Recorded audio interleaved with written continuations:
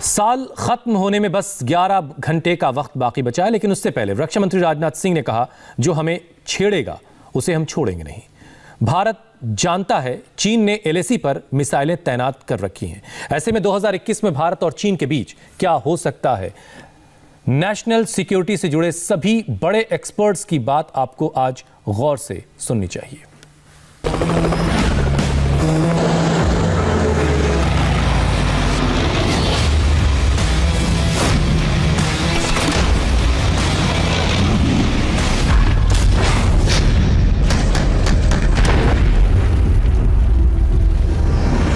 क्या 2021 में भीषण युद्ध होगा? हेडलाइन बहुत सी हैं, लेकिन हेडलाइन से आगे की लाइन क्या है? युद्ध की अटकलें तो बहुत लगाई जा रही हैं, दुनिया में बहुत सी रिपोर्ट छप रही हैं। कोई भारत चीन के युद्ध की बात कर रहा है, कहीं अमेरिका और चीन के युद्ध की रिपोर्ट पब्लिश हो रही है, तो कहीं ईरान और इजराइल के बीच 2021 में संभावित युद्ध पर रिसर्च रिपोर्ट और जर्नल छप रहे हैं। तमाम थिंक टैंक इस बात पर चर्चा कर रहे हैं कि युद्ध के कौन कौन से फ्लैश पॉइंट हैं। युद्ध जैसी स्थिति शायद हो सकती है। जब दो आर्मीज एलएसी जैसे बॉर्डर पर पूरी तरह तैनात हों तो जंग की आशंका तो हमेशा रहेगी। हो सकता है कि एक बड़ा जंग छिड़ जाए। मिडिल ईस्ट में भी कुछ युद्ध के आसार और टर्बुलेंस के आसार रहेंगे। भारत और चीन के बीच इस वक्त एलएसी हॉट है। एलओसी पर पाकिस्तान लगातार जंग भड़काने का काम कर रहा है। ईरान और सऊदी अरब के अलावा यमन और सीरिया को लेकर वेस्ट एशिया डिस्टर्ब है। साउथ चाइना सी में चीन और एंटी चीन पावर्स की एक्टिविटीज बहुत ज्यादा बढ़ गई हैं। चाइना अमेरिका को रिप्लेस करना चाहता है as world number 1 super power. चीन लद्दाख में पीछे हटने वाला नहीं है। ये म्यूचुअल ट्रस्ट बिल्कुल नहीं है, दोनों साइड में म्यूचुअल कॉन्फिडेंस है नहीं। युद्ध का भी अंदेशा है और आपस में पावर प्ले जरूर देखने को मिलेगा आने वाले सालों में। मिसाल के तौर पर एलओसी को देखिए। लेटेस्ट रिपोर्ट बताती है कि नियंत्रण रेखा की दूसरी ओर पाकिस्तान ने आतंकवादियों के साथ अपने फ्रंट बेस एक्टिव कर दिए हैं। हम इस समय ठीक लाइन ऑफ कंट्रोल पर हैं। हमारे सामने पाकिस्तान की नोटोरियस पोजीशन है, लेकिन उसके बाद भी हम आपको यह बता दें कि भारतीय सेना पूरी मुस्तैदी के साथ इस लाइन ऑफ कंट्रोल को मैन कर रही है। पाकिस्तान अपने वेपन एस्केलेशन के तौर पर हथियारों में 120 mm मोटार, उसके साथ साथ 105 mm और बैट एक्शन की फिराक में है। ग्राउंड पर हालात क्या वाकई इतने खतरनाक बन चुके हैं कि कोरोना के बाद दुनिया में एक बड़ा युद्ध हो सकता है? कभी 2 फ्रंट वॉर की बात होती है, कभी 3rd वर्ल्ड वॉर, तो कभी परमाणु युद्ध के खतरे की खबरें दिखाई जाती हैं। India TV line of control से आपको दिखा रहा है कार्ल गुस्टाव रॉकेट लॉन्चर, जिसकी रेंज इफेक्टिव 1000 मीटर है और सीधा ये दुश्मन के खेमे को ध्वस्त करने की पूरी काबिलियत रखता है। दरअसल लाइन ऑफ कंट्रोल पर यह एक बहुत ही कारगर हथियार है, जिसकी गूंज से पाकिस्तान के कई एरियाज को पूरी तरह से ध्वस्त किया गया है। और यही नहीं, बल्कि अगर आतंकी घुसपैठ करने की कोशिश करते हैं तो उस दौरान भी उनको ध्वस्त करने के लिए एक एस हथियार है। इस ठंड में बॉर्डर पर इतनी गर्मी है, आखिर ये सब कुछ शांत कैसे होगा?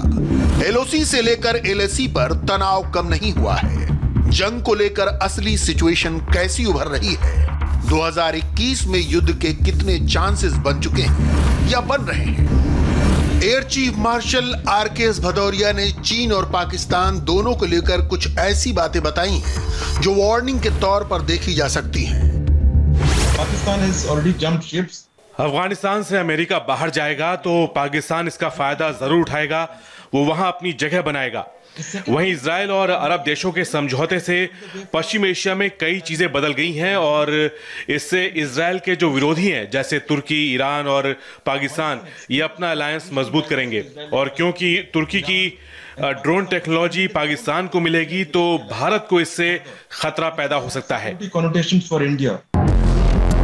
आर्मी चीफ हाल में नियंत्रण रेखा का दौरा कर चुके हैं, तैयारी का जायजा लिया है लेकिन राष्ट्रीय सुरक्षा सलाहकार अजित डोवाल ने अक्टूबर 2020 में युद्ध की आशंकाओं को लेकर कुछ बातें कही थी, वो बहुत हद तक पिक्चर क्लियर कर देंगी। हमने कभी किसी पर आक्रमण नहीं किया। इसके बारे में अपने एक विचार हैं कि अगर कहीं से खतरा आ रहा था तो कर देना चाहिए था। देश को बचाना आवश्यक होता है। हम वहीं लड़ेंगे जहां पर आपकी इच्छा है, ये कोई जरूरत तो नहीं। हम वहीं लड़ेंगे जहां पर से हमारे को खतरा आ रहा है और हम उसका खतरे का मुकाबला वहीं करेंगे। ये एक बात है, लेकिन हमने अपने स्वार्थ के लिए नहीं किया। हम युद्ध तो करेंगे और अपनी जमीन पे भी करेंगे और बाहर भी करेंगे। 2021 को लेकर पेंटागन की एक रिपोर्ट में कहा गया है कि दक्षिण चीन सागर में चाइनीज नेवी विस्तार में लगी हुई है और अमेरिका को चीन से खतरा बढ़ता जा रहा है। रूस को भी इस रिपोर्ट में बड़ा खतरा बताया गया है, लेकिन रिपोर्ट का फोकस पूरी तरह चीन की आर्थिक और मिलिट्री पावर पर है। तनाव जो है 2021 में बना रहेगा। चीन की आर्मी जिस भी अंदेशे से भारत को नीचा दिखाने के लिए यहां आई थी, उन्होंने शायद ये उम्मीद नहीं की थी कि हमारा रिस्पॉन्स इतना तेज और इतना प्रभावशाली होगा। अब वो कुछ बौखला गए हैं क्योंकि हमने कुछ ऐसी एडवांटेजेस पोजीशंस ऑक्यूपाई की हैं। 2021 में दक्षिण चीन सागर में तनाव और बढ़ेगा। हमने दुनिया की बहुत सी रिसर्च रिपोर्ट के आधार पर इस बात का आकलन किया है कि 2021 में जंग होने के कितने आसार हैं और इसके लिए हमने सबसे ज्यादा 2 थिएटर्स पर फोकस किया है। पहला है लद्दाख यानी लाइन ऑफ एक्चुअल कंट्रोल और दूसरा थिएटर है दक्षिण चीन सागर। ये दोनों इलाके ऐसे हैं जहां चीन के साथ डायरेक्ट और इनडायरेक्ट युद्ध की स्थिति अब भी बनी हुई है। इनमें पहले देखते हैं कि लद्दाख में क्या हो रहा है। क्या चीन के साथ एलएसी पर हालात इतने खराब हो सकते हैं कि 2021 में बर्फ पिघलते ही भारत के सामने युद्ध करने की चुनौती खड़ी हो जाएगी?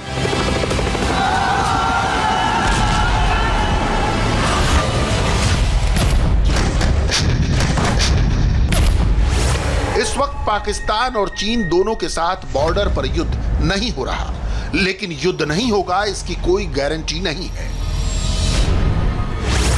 गतिरोध चीन के साथ अब बहुत लंबा खींचेगा। चीन बातचीत जरूर कर रहा है, लेकिन उसके मंशा जो है कुछ और है। कुछ महीने बाद जब बर्फ पिघलेगी तब एलएसी पर एक्टिविटीज बढ़ जाएंगी, सप्लाई लाइन फिर चालू हो जाएगी।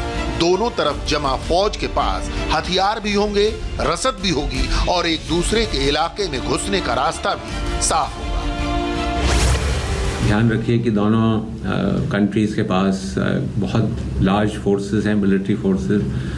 दोनों कंट्रीज न्यूक्लियर आर्म्ड कंट्रीज हैं। ऐसे में अगर एलएसी पर विवाद नहीं सुलझा तो हालात जंग तक जा सकते हैं। लद्दाख में सिचुएशन कितनी सीरियस है इसे समझने के लिए एलएसी पर मौजूद दोनों ओर की फोर्सेस के बारे में जानना बहुत जरूरी है, क्योंकि 2021 का साल 2 एशियाई पावर्स के बीच युद्ध देख सकता है। के ऊपर दोनों तरफ से तकरीबन कहते हैं कि 50,000 सोल्जर्स हैं, जो कि बिल्कुल eyeball to eyeball contact बहुत ही क्लोज हैं, एक साथ टैंक्स हैं जो कि बिल्कुल एक दूसरे को फेस कर रहे हैं। जब भारत और तिब्बत की जमीन पर बैठा चीन, दोनों तरफ एशिया की 2 सबसे बड़ी पावर मौजूद हैं, एलएसी पर आमने सामने 50-50 हजार की फौज बैठी हुई है। चीन पीछे हटने को राजी नहीं, भारत चीन को आगे बढ़ने देगा नहीं। जहां तक एलएसी का मामला है, ये न्यू नॉर्मल है। अब हम लोगों को इस तरह की एलएसी जो तकरीबन एलओसी के माफिक हो गई है, चीन के साथ आंख में आंख मिला करके हम लोगों का डिप्लॉयमेंट है, ये अब मुझे लगता है न्यू नॉर्मल होगा। चीन अगर हम ये सोचते हैं कि यहां से एग्जिट करेगा, मुझे नहीं लगता चीन एग्जिट करेगा।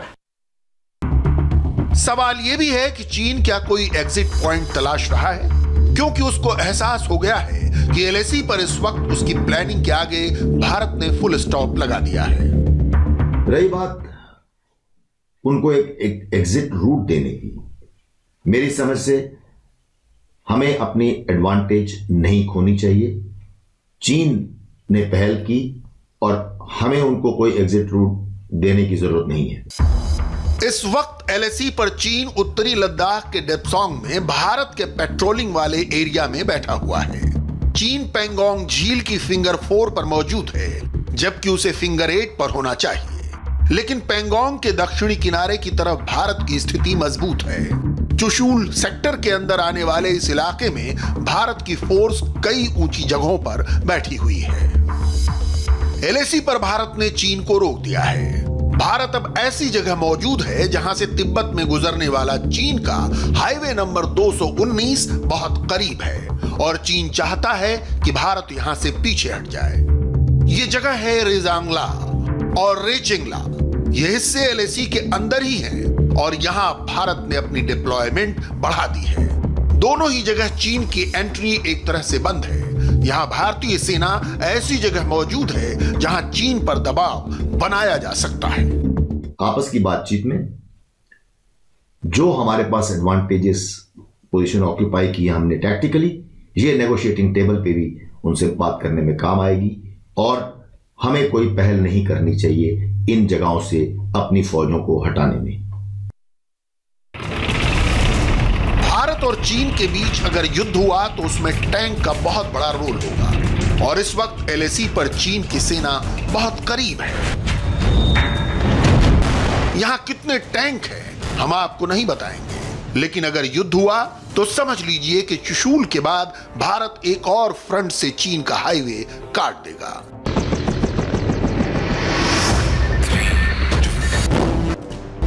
ये है डेमचोक और यहां T-90 भी है, T-72 भी और बख्तरबंद गाड़ियां भी। तो ऐसी हालत में हो सकता है कि कोई लोकल इंसिडेंट जो है वो स्पार्क ऑफ हो जाए और उस लोकल इंसिडेंट की वजह से कुछ और बड़ा खतरा बन जाए। इस जगह चीन से शिनजियांग तिब्बत हाईवे करीब 70 किलोमीटर दूर रह जाता है।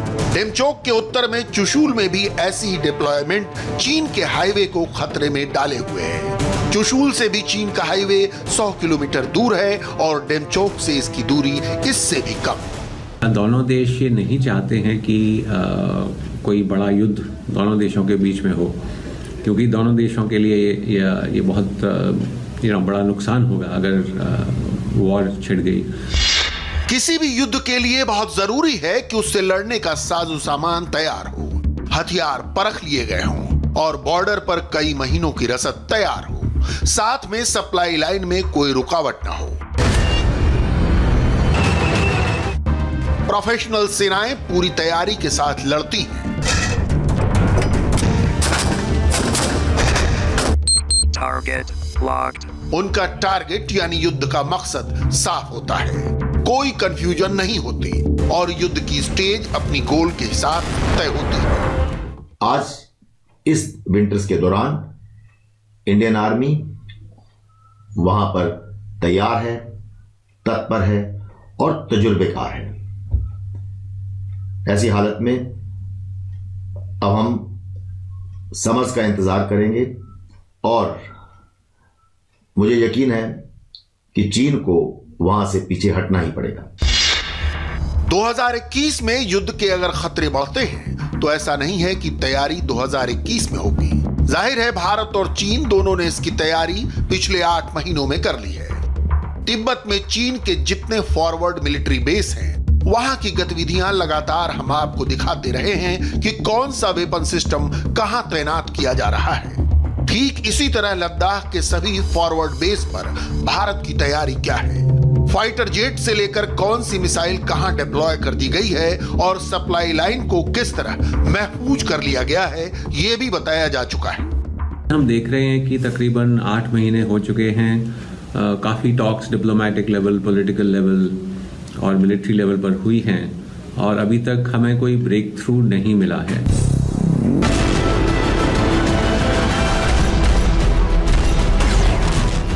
भारत बहुत अच्छी तरह जानता है कि उसके सामने अब खतरा कितना बड़ा है। पाकिस्तान और चीन के खिलाफ टू फ्रंट को देखते हुए अब 10 दिन नहीं बल्कि 15 दिनों के भीषण युद्ध की तैयारी हो रही है। भारत ने राइफल से लेकर एंटी टैंक मिसाइल तक इन्फेंट्री की कमियों को इमरजेंसी डील के साथ पूरा किया है। इंडिया टीवी आपको लाइन ऑफ कंट्रोल पर लेकर आया है, जिसके ठीक सामने पाकिस्तान का लीपा इलाका है और ये आधुनिक वेपन के तौर पर 6 और 7.62 जिसकी रेंज 500 मीटर इफेक्टिव है। उसके अलावा MT9 और कार्ल गुस्टाव रॉकेट लॉन्चर के साथ इस समय भारतीय सेना के जवान इस पूरी प्रैक्टिस और तैयारी के साथ हैं कि अगर पाकिस्तान के घुसपैठिए लाइन ऑफ कंट्रोल को क्रॉस करने की कोशिश करते हैं तो उनको जवाब दिया जा सके।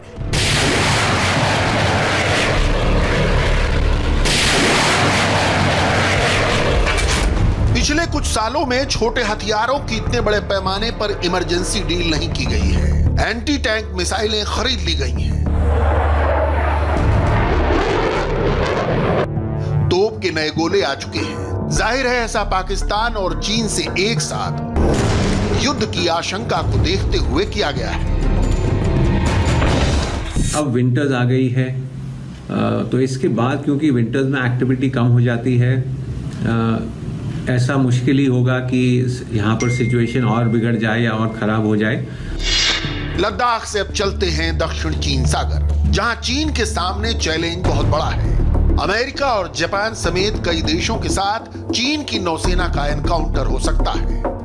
2021 में दक्षिण चीन सागर में तनाव और बढ़ेगा, कम नहीं होएगा, क्योंकि जितने भी लोकतांत्रिक देश हैं और खासकर अमेरिका, उनका मानना है कि रूल ऑफ लॉ और फ्रीडम ऑफ नेविगेशन में कोई भी कॉम्प्रोमाइज नहीं होगा। आने वाले समय में हम दक्षिण चीन सागर यानी साउथ चाइना सी में हमें और तनाव देखने को मिलेगा।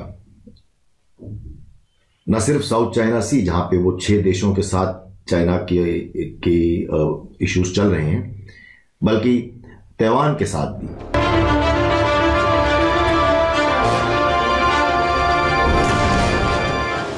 चीन की नौसेना करीब 400 जहाजों वाली नेवी बन चुकी है।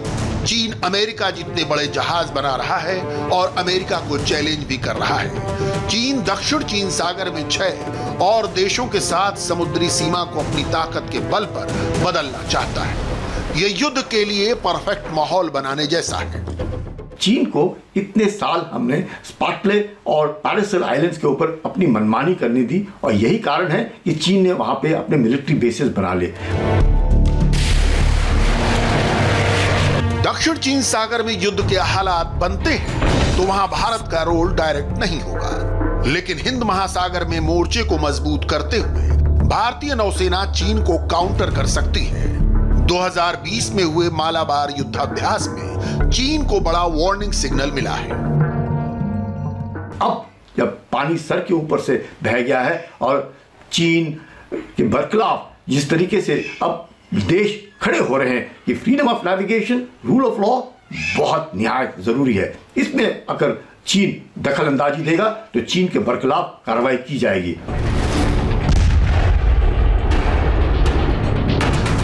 भारत, अमेरिका और जापान के बीच होने वाले मालाबार नौसेना युद्धाभ्यास में इस बार ऑस्ट्रेलिया भी शामिल हुआ। इसे भारत, अमेरिका, जापान और ऑस्ट्रेलिया के क्वाड के तौर पर देखा जा रहा है। क्वाड एक मिलिट्री ब्लॉक बनाने की ओर बढ़ रहा है। जंग के हालात में यही मिलिट्री ब्लॉक चीन के खिलाफ खड़ा नजर आएगा। जिस तरीके से अगर हम क्वाड देखें, अमेरिका, जापान, ऑस्ट्रेलिया, इंडिया और बाकी लोकतंत्र देश मिलकर के अगर खड़े हो जाएंगे तो मुझे नहीं लगता है कि चीन किसी भी तरीके से अपनी मनमानी साउथ चाइना सी में कर सकता है। ये भारत चीन के युद्ध की आशंका के अलावा एक और इलाका जहां पर युद्ध देखने को मिल सकता है और जो भारत पे असर भी करेगा, भारत पे भी उसका इफेक्ट होगा, वो है साउथ चाइना सी, जैसा कि हम पहले देख चुके हैं, बात कर चुके हैं। और दूसरी तरफ मिडिल ईस्ट में ईरान के साथ सीरिया के उस इलाके में जो आजकल के हालात बढ़ रहे हैं। जितने भी देश हैं ये सब, जहां तक फ्रीडम ऑफ नेविगेशन है और रूल ऑफ लॉ है, चीन को हमेशा कहेंगे कि आप दखल अंदाजी दे करके देखें और फिर देखिए आपके साथ क्या होता है। तो चीन डरता है और चीन डर के ही काम करेगा, लेकिन दिखाने के लिए जरूर अब दिखाएगा कि मैं बहुत मजबूत हूं। लद्दाख, एलएसी और दक्षिण चीन सागर के अलावा युद्ध के और जो फ्लैश पॉइंट हैं, ईरान और सऊदी अरब के बीच खींचतान जारी है। ईरान और इजराइल के बीच टेंशन बढ़ रही है। तुर्की और अमेरिका के बीच भी तनाव बढ़ रहा है। इसमें आप देख ही रहे हैं, सीरिया में, यमन में लड़ाई चल ही रही है, और ये जो बोलते हैं सेक्टेरियन कॉन्फ्लिक्ट है, शिया सुन्नी बैकग्राउंड है इन सब कॉन्फ्लिक्ट्स में, जहां एक तरफ ईरान है, एक तरफ सऊदी अरेबिया लेड है, जो कोशिश कर रहे हैं कि उनका मिडिल ईस्ट में इन्फ्लुएंस बढ़े। तो ये एक ऐसा एरिया है जहां टेंशन रहेगी। चंद एक ऐसे फ्लैश पॉइंट्स हैं जहां पर तनाव बना हुआ है और युद्ध जैसी स्थिति शायद हो सकती है। जैसे आप देखें, यूएस और ईरान के बीच, इजराइल और ईरान के बीच, यूएस और टर्की के बीच, यूएस और नॉर्थ कोरिया के बीच, यूएस और चाइना के बीच। 2020 की शुरुआत में ईरानी जनरल कासिम सुलेमानी की हत्या के बाद ईरान ने इराक में मौजूद अमेरिकी मिलिट्री बेस पर हमला किया, लेकिन ईरान का कहना है कि उसका बदला अब भी पूरा नहीं हुआ। एक साल बाद आज भी ईरान और अमेरिका में टेंशन बरकरार है। पश्चिम एशिया के इस इलाके में बहुत से गुट बने हुए हैं और उनके बीच हमेशा युद्ध छिड़ने का खतरा बना रहता है। और यहाँ वक्त